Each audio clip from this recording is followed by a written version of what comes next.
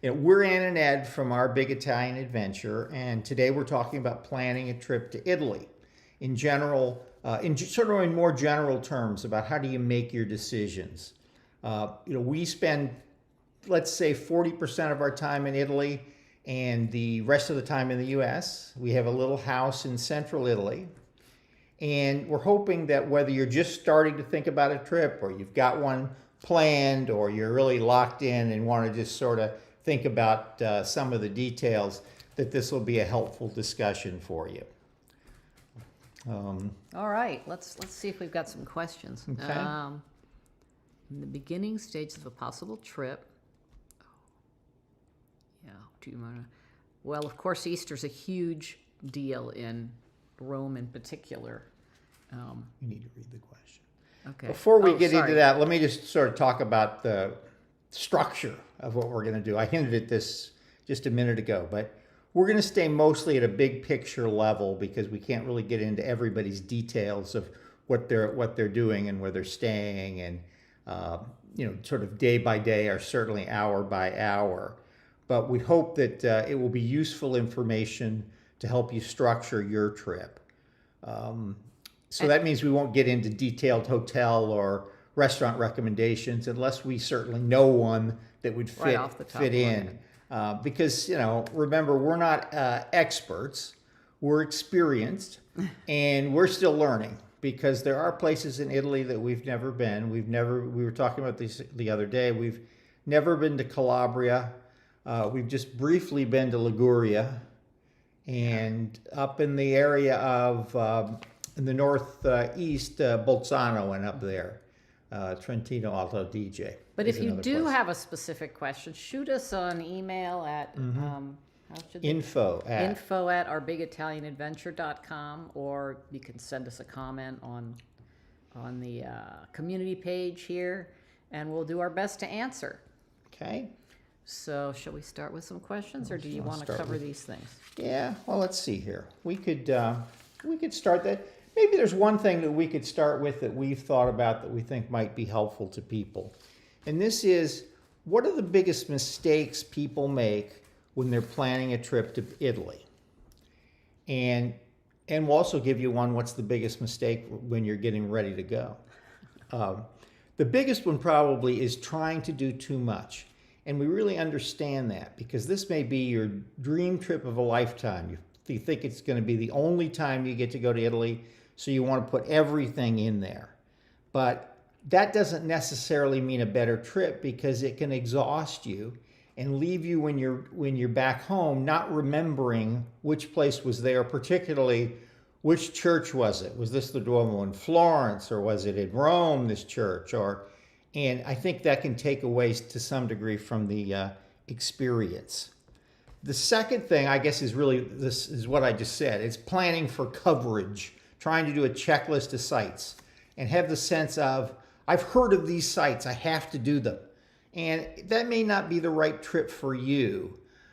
There's always things you want to see, and obviously it doesn't matter how long your trip is, you won't be able to cover everything. So I think one of the things you need to do is acknowledge that you're going to have to be a little bit ruthless about things.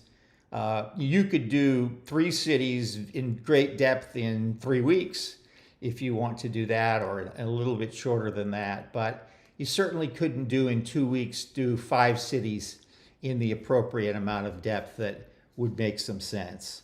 Yeah. And then the other thing, this I think is pretty common sense, is sort of booking something too early.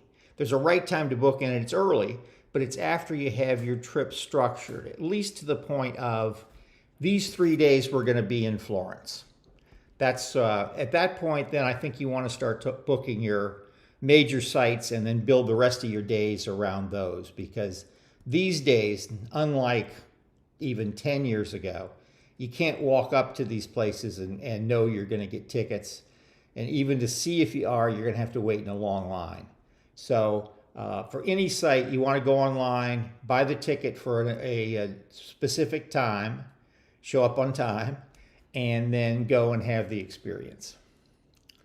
So what are we being asked? Somebody asked whether we recommend learning a little bit of Italian before you go. And yes, I think there's probably 10 or 15 words or phrases that maybe you'd want to learn or just have written down and practice them a little bit.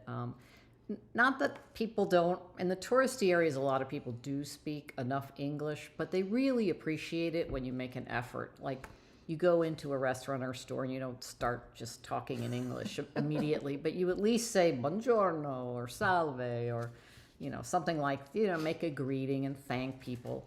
Don't we have a thing with some words? Yeah, and we have a phrases? couple of cheat Handouts, sheets, yeah. that are linked in some videos, and maybe I can pull up the link to the page that's got those while we're talking. But they talk about restaurant phrases and in general useful phrases like Anne was just talking about. The Italians are really appreciative if you try to talk a little bit of Italian. They're very tolerant too. And they might treat you better and give you better service if you make that effort. Right. Certainly if you follow the rules, like when you go into a shop, say buongiorno or buonasera if it's later in the day, because that's just sort of the cultural norm. And some of those things, it just makes things smoother and you seem more polite if you know those things and you do them. Yeah. So April's Journey asks, how is traveling now with the overseas challenges? Well, I would say traveling to Italy is not a problem at all right now. And what's going on in the Middle East and elsewhere doesn't seem to affect it as of yet. The only thing it is going to affect is airline flights are going to be way more expensive Very because expensive. Fuel prices have gone up due to what's going on in Iran and everywhere. Yes. So that you should expect to be paying more for your airfare. Yeah, I think that's the big And the thing. other thing is, never mind. I was going somewhere else. Yeah, I mean, I don't think it's it's certainly no different than traveling anyplace else. Italy's not special in relative to the world situation or anything else. Your biggest problems are probably getting through TSA in the U.S. That'd probably be it. Someone asked about booking train travel for mid-May and whether it's too early. Actually, it was a good time to book it because the earlier you book those fast trains, the high-speed trains, the cheaper it is. And the closer you get to the date when you're traveling, the more expensive it gets, and sometimes they even fill up. So you did the right thing. Yes, definitely the right thing to book those in advance. Let's see what else. Boy, I'm having trouble Can you reading. recommend best affordable restaurants in Rome and bakeries? Oof, that's getting specific. We may do a video on that, though, soon. What times of day during the weekdays best to take the train from Rome to Florence and Venice? Well, the fast trains run, they run a ton of trains, both Italo and Trenitalia. So maybe I would avoid rush hour, early in the morning and late in the afternoon, just because they'll be more crowded. But otherwise, I think you won't have any trouble getting there when you want to go, because there's lots of trains. Mm-hmm. There's a question about in Florence, do you need a ticket for any of the churches? The Duomo, you don't need a ticket to go in the church itself. Now, if you want to do the thing that a lot of people want to do, which is climb the dome, which is Anne could talk about because she has done it, you definitely need a ticket for that, booked as far in advance as you can get. That's the most popular thing. And it is really cool because you're right up close to the frescoes on the dome ceiling, which is cool. And then, of course, you get this unbelievable view of Florence once you make it up there. But it is popular, so you want to book it ahead. Mm-hmm. And somebody offered to take us to dinner when we were in June, which is very kind. I think it scrolled off the screen before I could see it. Oh, yeah, it's this one right here. I can't read who it says that is. What? But that's very kind. You could send us a note, and we can see if we can. Let's see if we can hook up. That would be fun to connect. That would be like awesome. to do that. Was it Italy? Let's see here. A ferry ticket. It's hard to get on. Now that we don't know anything about those ferries, unfortunately. This one down here, To we bought a Positano. ferry ticket from Sorrento to Positano, but YouTube videos make it seem like it's hard to get on even with a ticket. Yeah, well, they are really crowded, especially in the high season, which is pretty much any time from May to September. I've seen those videos too. We haven't been to Positano in a long time, but I have seen those videos. Oh, okay. Yeah. I haven't seen those. And I've heard, I've just heard it's really crowded. Okay. Let's see here. Let's see here. Take Yes, a trains- 2-week language course. Oh, that's great. This is, can you read looks like Cielo Chef? Oh, Cielo Chef. This year I'm taking a 2-week language program. Oh, that's awesome. In Salerno. I had the idea of basing myself in one area for a while. I It's think that's wonderful. a great idea. You really get to know the area, and you really get a feel for local life, Mm-hmm. which normally we can't do as tourists rushing around. From Salerno, if you're interested at all in archaeology, you want to go to Paestum, which is not that far south of there. You'd need a driver or a car. Paestum. It was originally a Greek settlement and then Roman, but it's amazing because the Greek temples, the ruins are still there and they're standing except for their roof. It's not amazing. Yeah, It's it's not very like cool. other places where it's all fallen down. You see the pieces. It's a really remarkable place. It's sort of like the Acropolis, the Parthenon, that way. It's neat. Now, let's see. There's a scooter. Somebody is renting a scooter to get around Rome. Well, more power to you. That would terrify me because the drivers in Rome are a bit Right. aggressive, shall we say. I But it would be fun. If I were younger, maybe I would do that. I see you're from Rapid City, and maybe you're a Harley person and close to Sturgis. I don't know exactly sure where Sturgis is in South Dakota, where there's a big get-together every year. Someone asked if we could talk about the ETIAS. Yes. Okay. You might want to explain Yeah. what it is. Okay. ETIAS is, I think it stands for European Travel Immigration and some, I don't remember. Here's what it is.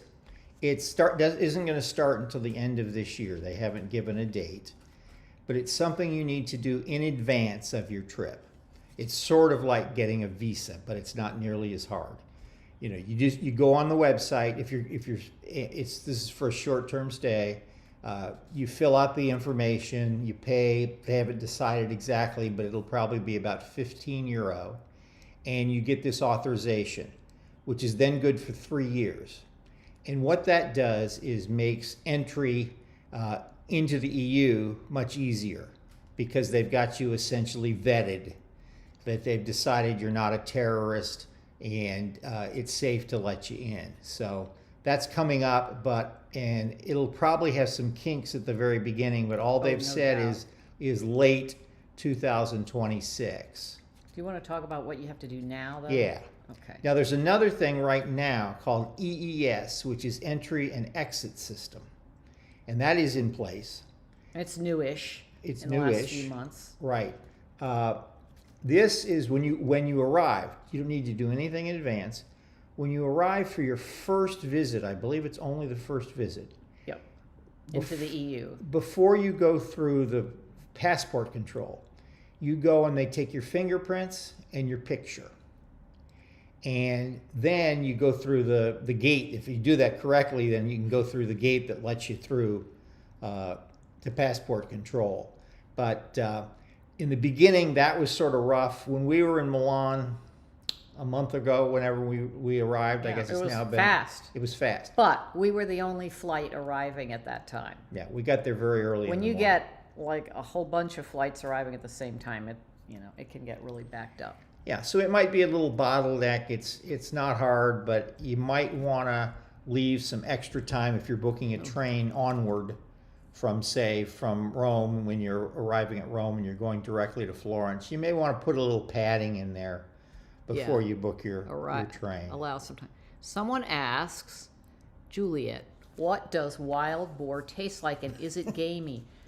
I've had wild boar in a stew and it didn't seem gamey to Yeah, me. well, that's Normally, what most people do, or I do, or what they serve is they pappardelle, right? Or, yeah, cinghiale. Usually Right? pappardelle with cinghiale sauce. So it's in a sort of a ragu sauce on pasta. Mm-hmm. But it doesn't seem to me to be gamey at all. It's delicious. No. Cinghiale is the wild boar.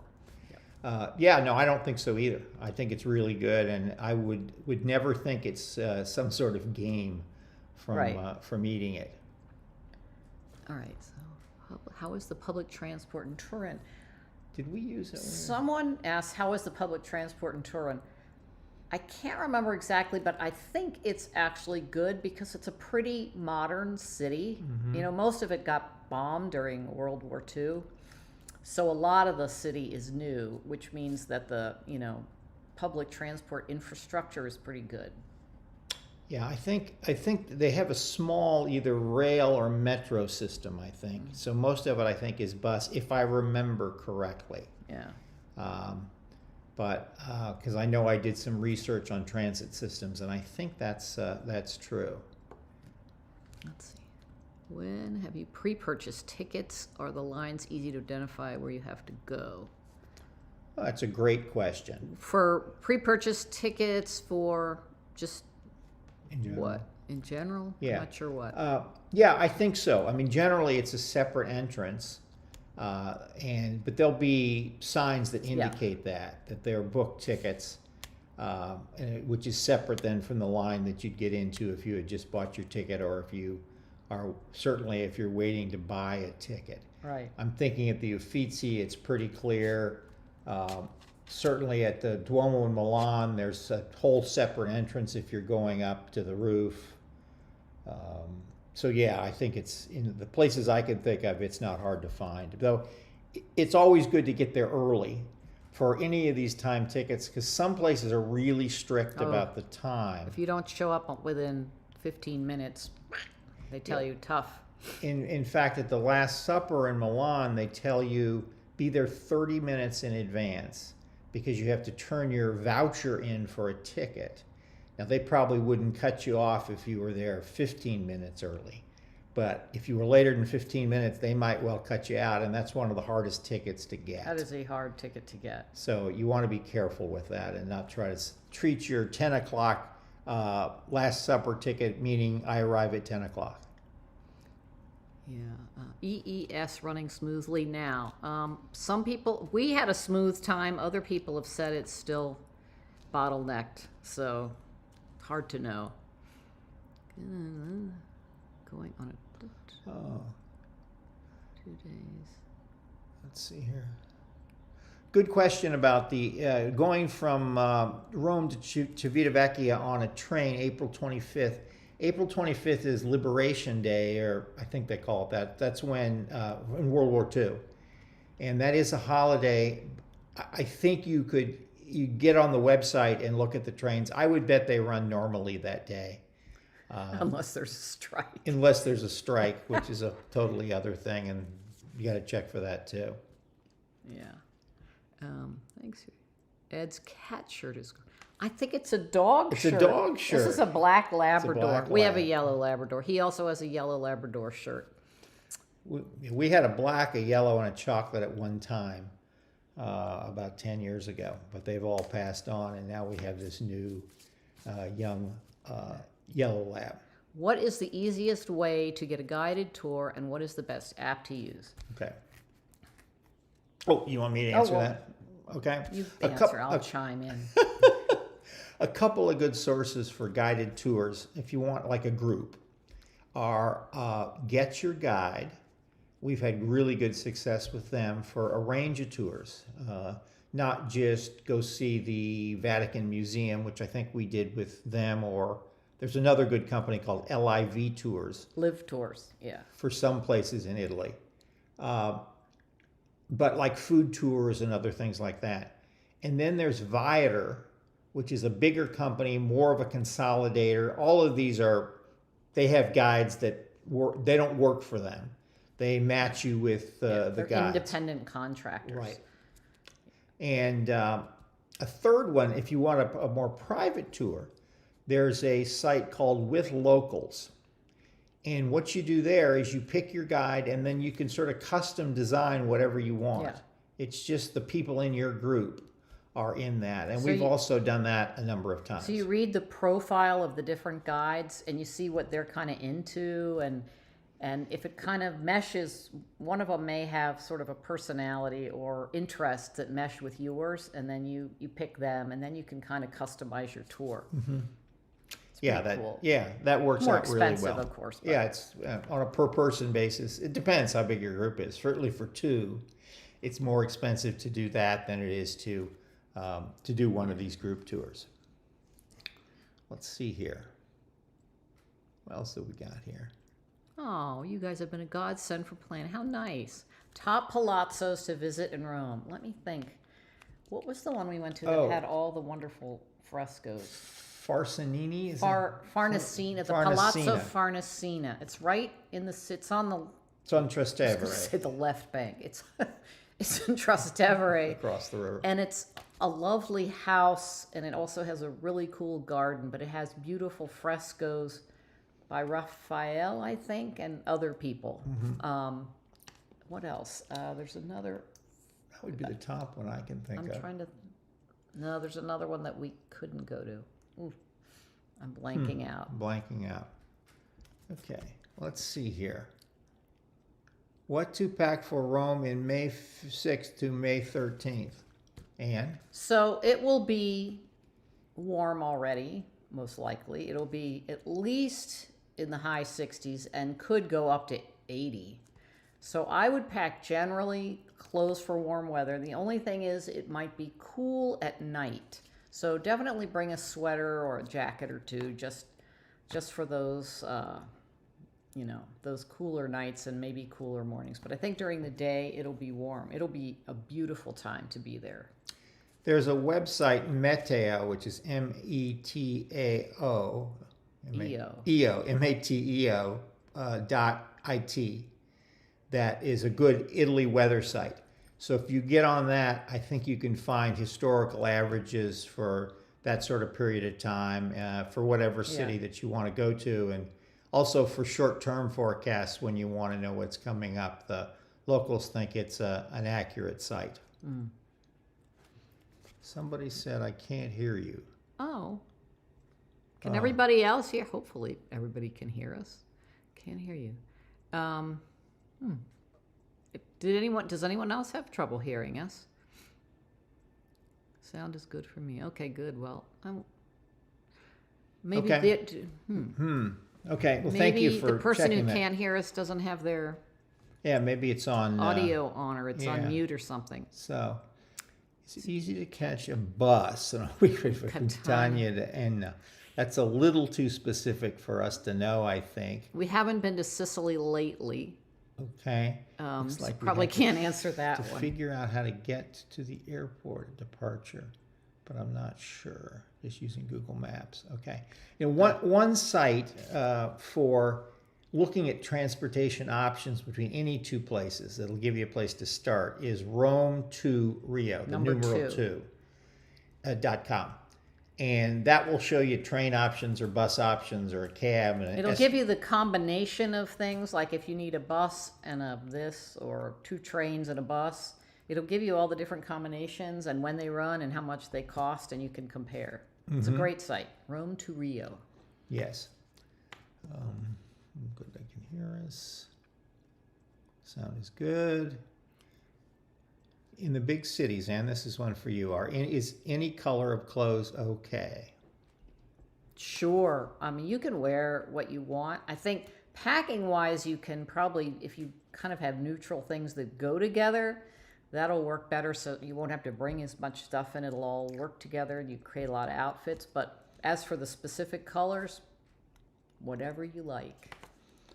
I think there might be a video coming out. Yeah, we got a video coming up about packing. That'll include Packing colors. for spring in Italy. Right. That will either be out next weekend or the week after. It's either that or the Venice video that we'll have ready for next weekend. What website do you use to see about Italy train Okay. strikes? Ah, that's a Yeah. good question. Italy train strikes. To find those, go to Trenitalia. It's probably .com. Also, it's certainly .it. And you can find a page. It might be just as easy to search for train strikes Italy, or the Italian word is sciopero, SCIOPERO. That's a strike. And you'll find a page that will list the trains that, the days that there's a strike, because it'll be announced. They always announce them ahead, luckily. And then on that page, a number of the trains are guaranteed, and they'll tell you whether your train is guaranteed or not. So you can sort of set your mind at ease if you've booked it in advance, and even though it's a strike day, that you're on a guaranteed train. We had that happen to us in this last trip. There was a strike there last day we were there, and we were able to get around it. Italo tends to have fewer strikes because it's a private company, but it still does happen. And Trenitalia is the national train operator. So let's see. Are there any good shops for leather in Venice, Rome, or Naples? There are. I don't happen to know off the top of my head. I'm a little more familiar with Florence in that way, but there are. I think you just have to Google it and look for reviews, because it's not one of those things where they have big markets like they do in Florence. Although most of that stuff is fake anyway, or cheap leather, or fake leather. Okay, we bought an apartment in Centro Storico. Oh, cool. Prefer to find a rental car company locally instead of at the airport. Okay. If you bought a place and you're going to be there for an extended period of time, there's another option besides rental to get a car, which is leasing. There's this special program left over from after World War II in France. It's essentially a purchase buyback. You buy the car, it's a brand new car, full insurance, it's wonderful. You then, when you're done, you give it back. It's so easy. And the cars are better, and they have more power, and everybody can drive them. You don't have to. Right. It's better financially if you stay about 4 weeks or more. That's the break even. Right. But you have to get it in either Rome or Milan or Geneva. Geneva. Don't do that. We did that once. It wasn't worth it. Yeah, we did it because you have to pay a pickup and drop-off fee in Italy, but it ends up consuming your savings if you're up in. We were penny wise and pound foolish because the tunnel to go, the Mont Blanc tunnel is €50 just one way right for the get-go. So. Right. Anyway, whatever. Gluten-free options available in most restaurants. Yes. Yes, they are, and they are labeled on the menu. They're required to be labeled, and if you want to ask about it, it's senza glutine, or is it glutine? Glutine. But they have all the different allergens. Usually they'll have a little key with different allergens, and then they'll put little numbers by each item on the menu. And if you go to a restaurant that has just a chalkboard type menu, just ask. But they're used to it. Let's see here. Is thinking of staying in Chianti and then renting a car to go to other places. Is travel to Florence from Chianti by car reasonable? I'm assuming car rentals are typical near the train stations. I'm not sure about the train stations. That's something you'd have to check on a particular rental site. Well, I don't know about Chianti, but probably the best place in Tuscany to rent a car would be at the Florence airport, because then you're outside of the main part of the city and you don't have to worry about the traffic or the ZTL, which is the zone in the historic center that you get fined for if you drive in there. So if you rent it out at the Florence airport and then drive out into the countryside and to Chianti, that would probably be the ideal thing to do. Yeah, if you're thinking of staying in Chianti and going into Florence, because of the traffic limited zone in the center, you need to be really careful where you drive, and most of the garages are quite expensive. Now, there is a parking lot at the Piazza della Libertà up north of the center that is reasonable, and it's outside the ZTL, the traffic limited zone. And then you can take a tram right into the main part of town. No. Oh, is that not the one Then I'm you can thinking of? walk. There's Oh, also sorry. a parking lot called Villa Costanza, Oh, that's what I was thinking which of. is out next to the autostrada, and then you take a tram in. And It's easy. It's easy to do. Yeah, that makes more sense, I think, if you're staying a number of days in Florence, because it takes you 45 minutes to go back and forth, whereas the Piazza della Libertà is close to you could probably walk in 15 minutes to the Duomo. Going to Assisi. Do we purchase train tickets now? Going to Assisi for Rome. Would that be a fast train or a regional train? That would be a regional train for sure. So if you're going on a regional train, so you're not going between two big cities, then you can just buy the ticket when you get closer in. It's the high-speed trains from the between the big cities that get more expensive, right, and sell out. Right. So you don't have to stress. You shouldn't have to worry about that. By the way, Assisi is wonderful. We love it. And Yeah, it's a great place. definitely worth going to. We've been to Assisi Many times, a few times. 8-10 times. Yeah. It's a wonderful place. It's also just about an hour from our house. So if we have guests staying with us, particularly if they're Catholic, we like to go over to Assisi. We're traveling with friends who don't eat pork. Will this be a major Nah. problem for them? No. There's always other stuff. A lot of beef. Well, depending on, of course, where you go. But all sorts of pasta and fish and yeah, Right. lamb, Lamb. rabbit, you name it. Yeah, there'll be Not a a lot of problem. choices. There was one up here. We booked a Vatican Museum tour for 3 p.m. on a Tuesday. Did we pick a good time? Better than noon. Yeah, it's probably fine. I mean, Yeah. it'll be crowded. Right.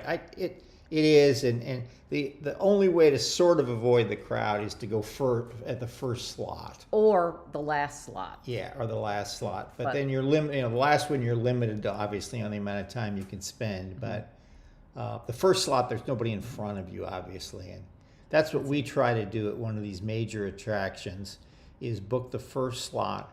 We were in one of the recent Florence trips. I don't remember which one. We booked an 8:15 for the Academia. To see the David. To see the David, and we were almost in the room by ourselves. There were 8 other people. I mean, it was amazing. Yeah. Somebody says, is it easy to eat vegetarian? Yes, it's not so easy to eat vegan because it seems like everything has either broth or egg or fish or something in it. But vegetarian is a lot easier to find. Yeah. We're going to be. Best way to get into Venice. Venice, late evening on our hotel is very close to the airport. Okay. You want to talk about getting into Venice Travel from the okay. from near the It's the airport? best way to try. Okay, so your hotel, we're flying to Venice very late evening, and our hotel is very close to the airport. What's the best way to travel, taxi or bus that late? Oh, okay, so that's to get to a hotel not in the city but out by the airport, as I understand the question. Oh, okay. Then I would take a taxi. It's probably a short ride. Now, if you're coming in at the airport and you're going into town, you've got 2 options, I guess. Is that right? Yeah, you can take a bus from the airport to the Venice. sort of entrance of Venice, the Piazzale Roma, and then go from there. Or you can take there's 3. Or you can take a water bus, which is called Ali Laguna, which will take you to some central stops in Venice. Or you can take a private water taxi that will take you to the closest dock to your hotel. That's if you're going from the airport directly into town. Wood in Verona, good place to spend a few days between cruises to see lakes and Venice. Let's see. Yeah, well, Verona's about an hour from Venice on the high-speed train, so you could certainly get over there and get in there. You know, it's Venice sort of deserves more than a day, but if you wanted to get there early and see sort of the major things, you could do that. Lake Garda is close to Verona. Most of the other things that people talk about, the lakes are over closer toward Milan, but yeah, so you could. It's workable if that's what your limitations are, your constraints. Oh, you proposed to your girlfriend in Italy. Oh, how wonderful. That's so exciting. Congratulations. Flush app is going to be a lifesaver. No kidding. I'm one that likes to know where all the bathrooms are. Oh, we're getting a lot of nice comments about watching us frequently, and glad to know we like Assisi. You've seen Uffizi and Pantheon. Academia. They fixed it down Oh, here. oh, Yeah. Pantheon in Rome. Yeah. Okay. Advance purchase the tickets to Pantheon. Yeah, it's not a bad idea. The Pantheon used to be free, but They charge now. fairly recently, and I don't remember when, they started to charge admission. So I'm not sure whether that's a time ticket or not, since we haven't bought one since they changed this. It does let me bring up the fact that the Trevi Fountain has new access rules. First of all, between, I think it's 9 and 5 Or 6, maybe. 6, you have to pay to get down to the basin. It's like €2. I think it's like €2. €2, but you and then stand you have in to get in a line. Yeah, and it can be a really long line. And then it's important to know on Monday mornings and generally Friday mornings, they turn the fountain off And clean it. and collect the coins. Yeah, and So- clean it. One of those days they clean it, the other they just collect the coin.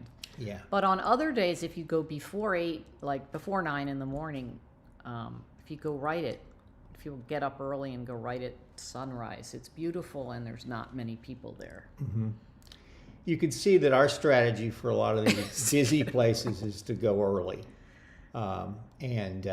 Then have a long lunch. Yeah, the advantage of going early or late, in addition to not having as many crowds, is you don't break up your day with something. So particularly if you have an Uffizi ticket at 12, you're sort of having to fit the morning in around, oh, I can't go here because I got to be back to the Uffizi at 12. Whereas if you do it the first thing or the last thing, you can sort of flow through the rest of your day.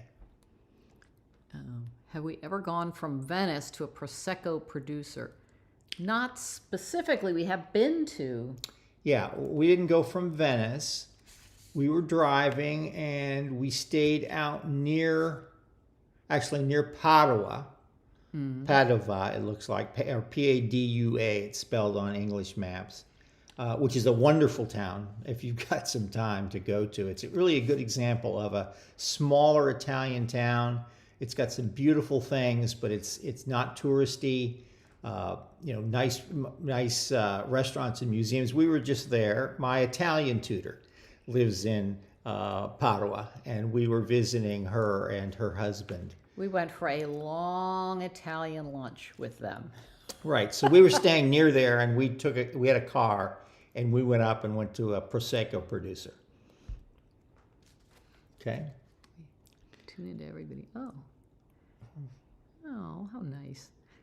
When is the best time to buy train tickets, in advance or after landing? Flying into Rome. Are you're talking about the train from Rome to Florence, right? That's a tough one.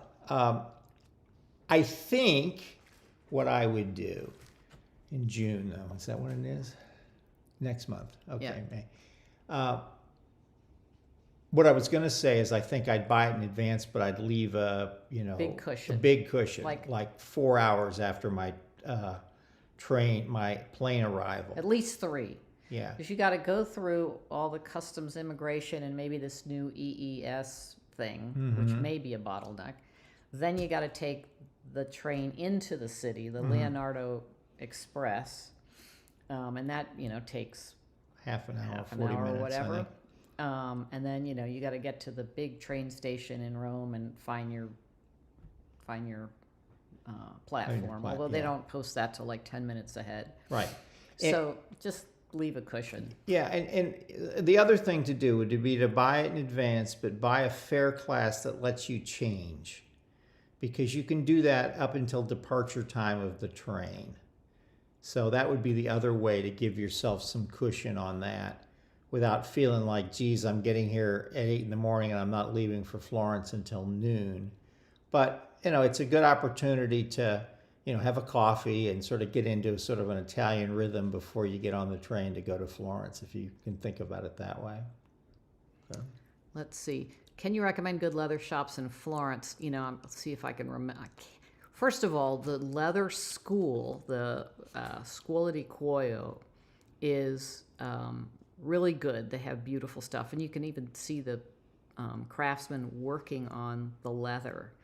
And we think it's really interesting. Behind the Santa Croce Church, and we think it's a really cool place. They started this leather school after World War II to give war orphans teach them a trade so that they could earn a living, and it's still there. So that's one, and I'm not thinking of the names of the other ones. But the leather market, it is either sometimes the stuff in the leather market is imported, not even leather. Sometimes it's leather, but it's cheap leather, and it's not necessarily made in Italy. So, if you're looking for sort of a cheap, like they have little tote bags that are cute that are like 20 or 30 euro. And if you need to find a gift that's not too expensive for someone, or you want something like that, it's fine. But if you're looking for good quality, like I bought a jacket at the leather school last year when we were there. And I got to think of the other ones. Maybe I can maybe I'll post some of my favorites on the community page. Have a look there in a couple of days. We have a question here about Padua, and to spell it, it's a half an hour from Venice on the train, and it's Padova is the Italian spelling, and for some reason in English we pronounce it Padua, which is closer to the pronunciation, but it's weird that I think every country does this, change the name of foreign countries and cities to something else. Should we spend more time in Florence or Rome? That is a tough one. You see, they're not going to the Vatican or inside the Duomo. Because there's so much to see in both cities, and it sort of depends on what you're into. But I would say if you kind of like ancient history and ancient stuff like the Roman Empire, that I would go to Rome. If you're kind of into Renaissance art and architecture, then I would go to Florence. And if you don't care about either of those things, the world is your oyster. Just go to either one and wander. It's just fun to wander around. Yeah, it's, they're both great, and there's some lesser known sites in both of those cities. I think we have a video both about Florence and Rome of some of the things people aren't aware of. I think there's 10 of each that are worthwhile things to do to get you out of the tourist crush and into a little bit different rhythm. And they're all very interesting places. I'm thinking of one that is it Rome where the bones are? Yes. Yeah. Uh-huh. Well, there's also bones in Milan. But There's anyway. also bones in Milan. Yeah. There's a it's an ossuary, which is where they buried people inside, and the monks, after the corpses had dried out, they took the bones and decorated rooms with them. It sounds sort of gross, but it's actually pretty interesting. Like there's a whole section of femurs, and one of skulls, and one of hips, and it's pretty creative. I mean, it's worth going to see something like that once in a while. Please spell the town by Venice with Prosecco. Okay. Do you remember? Yeah, that was I don't know the town with Prosecco. I was mentioning that we stayed near the Prosecco region, in the town of Padua. Oh, okay. We could probably find the name of the Prosecco, the vineyard winery. Yeah, we could probably find that. We could look. We'll post that. Okay. Winery. I'm writing this down. Okay. Look at the last one here. Really enjoying your podcast, but I have to ask if you have a sister who does a similar Paris travel podcast. Do you mean Les Frenchies? That's not my sister, but I've watched their stuff. It's good. They're good, really and good. they know their stuff. They do. Yeah. But that's funny that you brought that up. We could be sisters. You could be sisters. She has short hair like me. That's right. Good olive oil shops in Florence. You know, I'd be... I don't know. I'm tempted to go to the grocery store and buy olive oil, I think. Yeah, or the San Ambrogio market. Yes. Which is where the locals, so there's the Mercato Centrale, which is the market, and it's cool, but it's a little more touristy. But the San Ambrogio market is where the locals go to buy their stuff, and I would go there, or the grocery store. But you know, those getting it at the duty free or getting it at a special shop, it's usually just sort of bogus, and you're paying a lot more for it. Yeah. Let's see. Okay, we're getting to Milan at 10:30. We're checking into our Airbnb at 4. What to do with my luggage to be able to visit the Duomo? Okay, there are luggage storage places in any Italian city. Bounce is the brand name of one of them. Luggage Hero, I think, is another one. Yeah, I know in Venice we just use Stow Your Bags, I think. So if you go online and look at luggage storage near your Airbnb or near the however you're arriving, and I guess you're arriving at the airport. At the Milano Centrale station, there's some either in the station or right there. So it's very easy.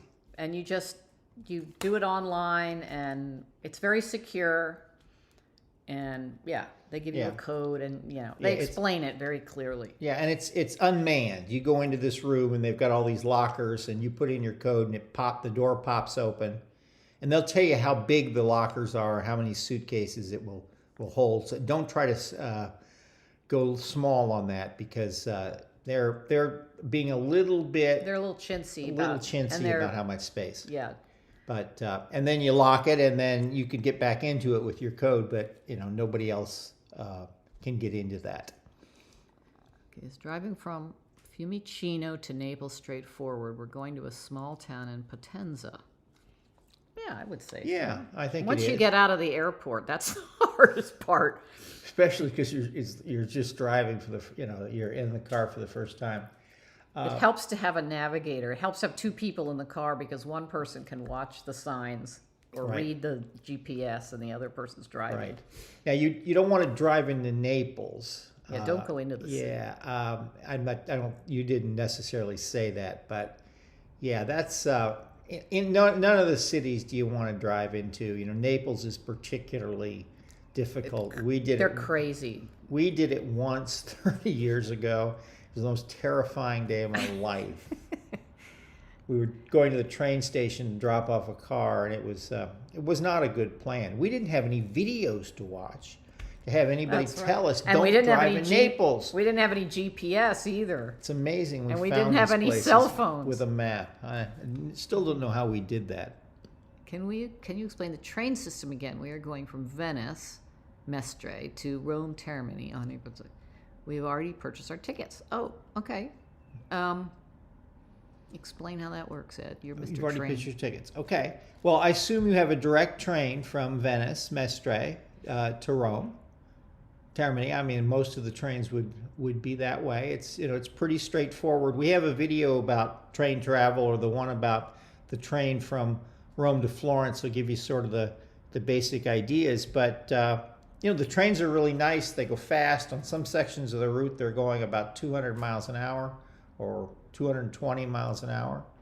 So, well, the one thing you want to make sure of, because there are probably quite a number of trains, and there might be Italo trains and Trenitalia trains, so you want to make sure you know the number of your train and look for it up on the board, and it'll say the train number, and it'll then have this place where it shows all the places it's stopping. Mm-hmm. And it might not say Rome. That might not be the end of the line. I don't know. Maybe It likely is. it likely is for but that it may train, but not be. I don't know. it might go on to Naples or So further. make sure you're looking for your train number. And usually they don't post the platform until like 10 minutes before the train leaves. So you just have to keep your eye on it and then hustle to the platform. Although that station's not huge. That's an easy. Mestre, no. Mestre's not no. big. And neither is Santa Lucia. Yes. Yeah, that won't be a problem. Somebody asked, speaking of olive oil, do you ever take it back to the States? Yes, do you check a bag for it or ship it? Well, we've actually harvested our own and brought back like a 5 liter 5 container, liter, so like a gallon. A gallon and a half or and something. we had it in a metal container and we wrapped it all up in plastic and put it in the middle of our suitcase. And we were convinced that when we got to the baggage thingy going around at the other end, that it was just going to be full of oil everywhere. But it didn't. It made it. It didn't. It made it. So I think that's the way to do it. I think that shipping it would be pretty expensive. It's not worth that it would to be, ship it. Yeah. I know wine's outrageously expensive to ship, so I assume olive oil, I mean, it goes by weight, would also be. How much cheese and wine do you typically bring back and how? Okay. You don't usually we bring back some Parmigiano-Reggiano cheese. Right. Cheese is tricky. You can only, at least into the United States, hard cheeses. You can't bring any meats or sausages. You can't bring prosciutto. You can't bring soft cheeses. But you can bring hard cheeses like Parmesan. And we will bring Parmigiano back with us. Wine, we found, is sort of more trouble than it's worth, because one of the big problems is you've got to have it in your checked luggage, because when you get back to the U.S., you can't take it on your connecting flight if you're connecting. So it's got to be, in your luggage there. So it's taking up room. You're limited on how much you can bring back. I don't remember what the number is. Yeah, it's just a few bottles. It's not much. So I think if you want wine from there back, that's a place where you do need to ship it. If you want a quantity. Yeah, if you want just want a couple of bottles, that's fine. And they're those, what do they call, angel wings? There's some things that you fit around the bottle that'll keep it from breaking. But wine angels, I think they're called. What would be a fun day trip for teens from Florence?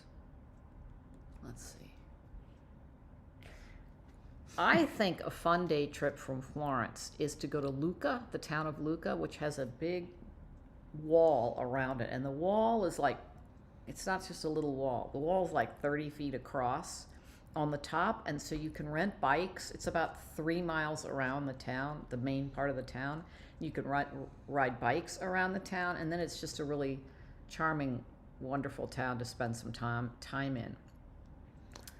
Yes, somebody comments the inability to bring meat is tragic, and the liability if you bring meat is also tragic. You don't want to try it. They don't mess. Yeah, they don't mess around with that, and you can get. I mean, you're going to get.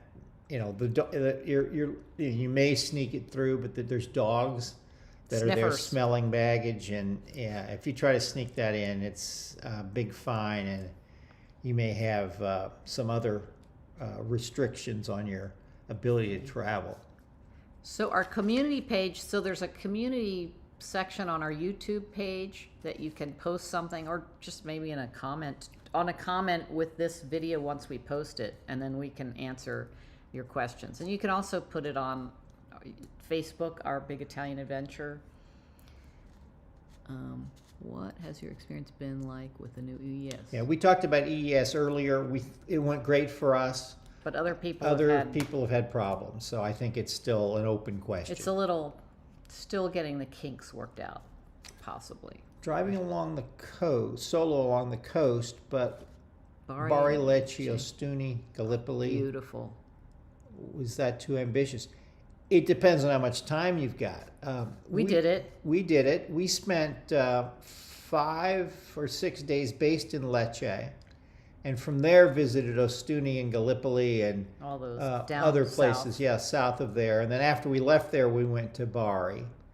but no, I don't think so. Puglia is just gorgeous. You'll love it. It's wonderful. Greetings from Amsterdam, but I'm Italian. Just checking on us. Saluti.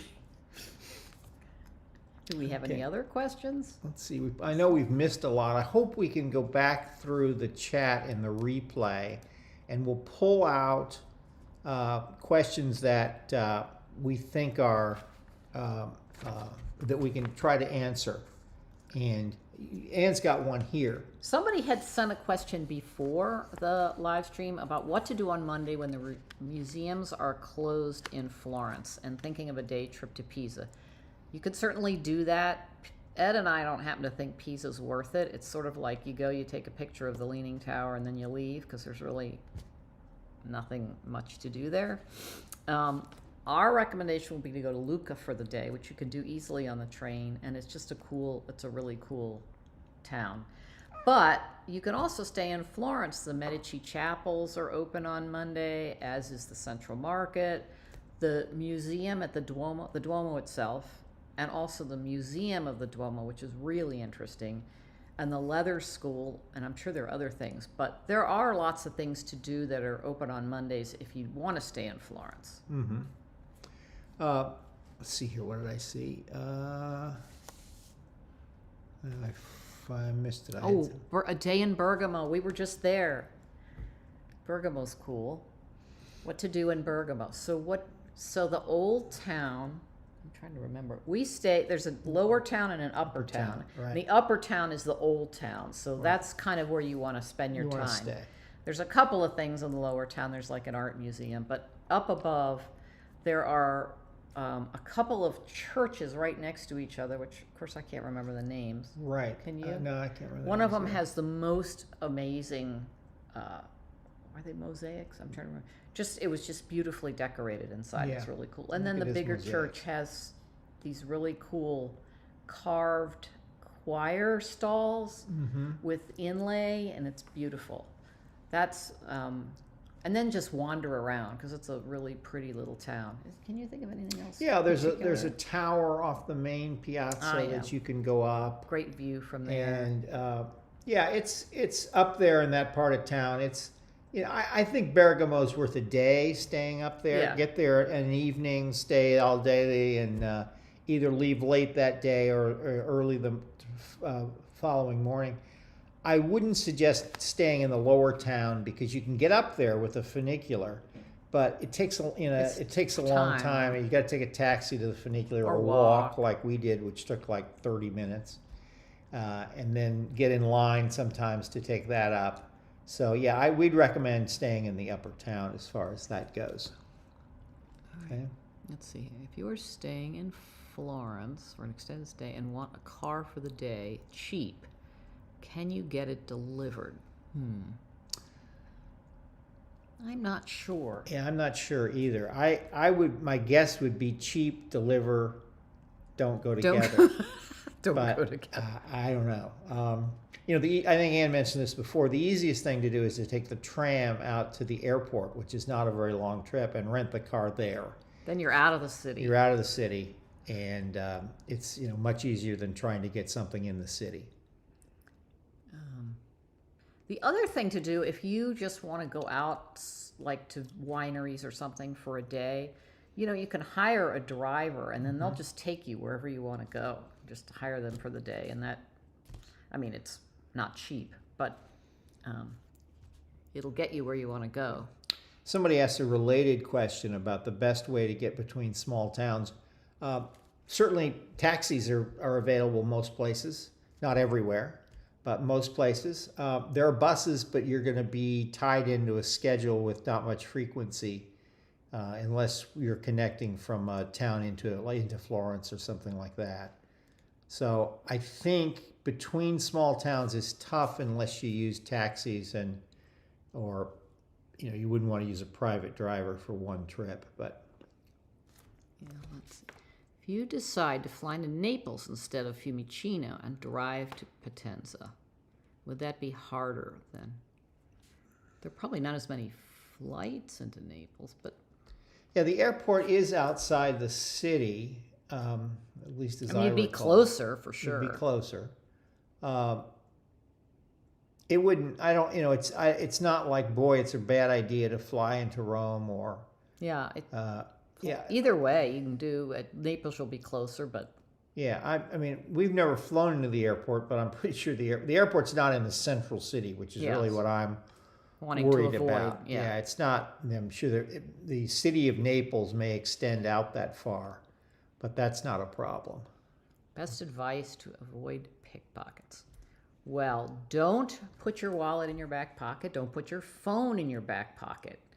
Put everything in front where you, guys, put it in the front pockets where you have a hand on it. And ladies, take a crossbody purse with zippers. Right. And if you're in a crowd, on a train or in a crowded tourist area, keep your hand over the zipper.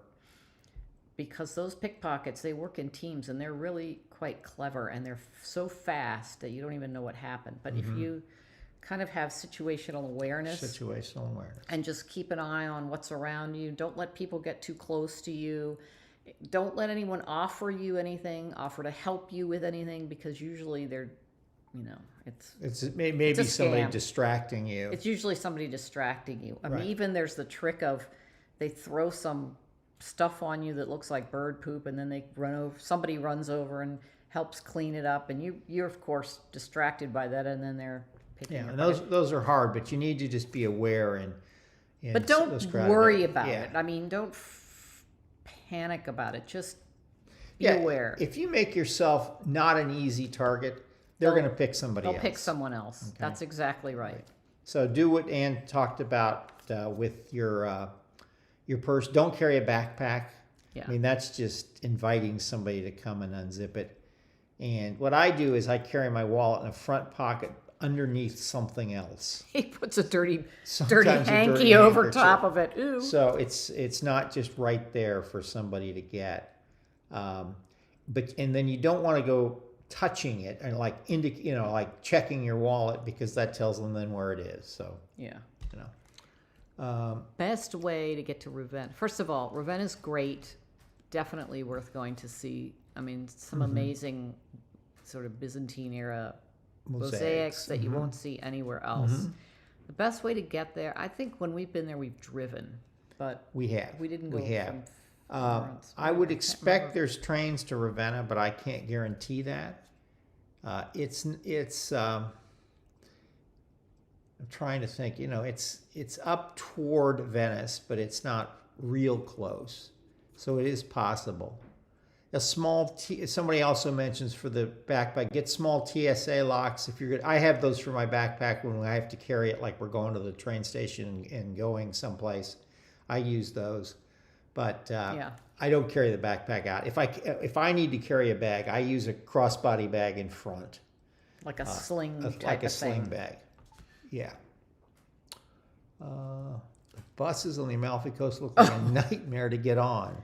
People getting sick. The only thing worse than taking a bus on the Amalfi Coast is driving yourself on the Amalfi Coast and coming up to having a bus try to get by you. Yeah, it's going pretty the other terrifying. way. Those buses look like they're going to hit you, and looks like they're going to fall off the edge. It's not any fun. So. Somebody says from Florence to Ravenna, you need to switch trains in Bologna. That makes sense. Okay.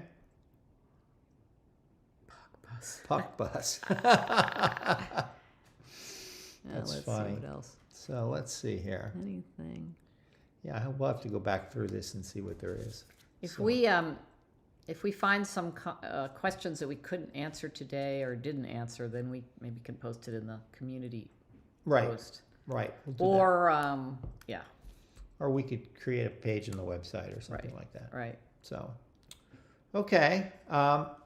Any other questions before we wrap up? I know we missed a bunch of questions as we were barf bus, as we were. How often do we do live? This is only the second one we've done live stream, and we intended to do it more often, but I don't know. Somehow time got away from us. Yeah, I think we're thinking of doing another one here in a couple of weeks if we can fit one in before Ann goes on the Camino. or if I feel brave enough to do it on my own, Oh, which you'd be good. it's a matter of trying to read the chat on this little screen and make sure that our picture's still on the screen. Well, thank you all for joining us today. That was fun. Mm-hmm. Always like to talk to people, Yeah. especially about Italy. That's great. So thanks. And Happy 60th on your in Venice. What a That's great great. place to spend your birthday. That was great. Awesome. So smart. And like the people next door. I'm not sure that's smart, but it's nice to know we're the people next door. That's good. Anne may have told this story in another video, but we came out of, I think it was the Scuola di Cuoia, the leather school in Florence, and this younger couple, probably in their 30s, came up to us, and they were very excited to meet us because they'd watched our videos. And they said, you're really cool for old people. Yeah, or you're really normal. You're like normal old people or something. And I then don't know. It's and funny. then she realized, Maybe I shouldn't have said I don't old think people. that came out quite right. It was very funny. But it's true, we're old. So We're old, no nothing denying we can it. do about that. All right. So Well, take care, everyone. Saluti. one last question. Somebody says, how are Italians feeling about Americans at this time? They still like They us. still like us. They're able to separate our politics from the people. And I was a little concerned when we went to Milan last month because of the particularly recent things that have been going on, but we didn't see any issue at all. Yeah. They still like us. If we are respectful and nice, Yes, they are that way back to us. that's right. So, So okay. Well, thank you, everybody. Thank you, everyone. Ciao. Ciao for now. Ciao for now.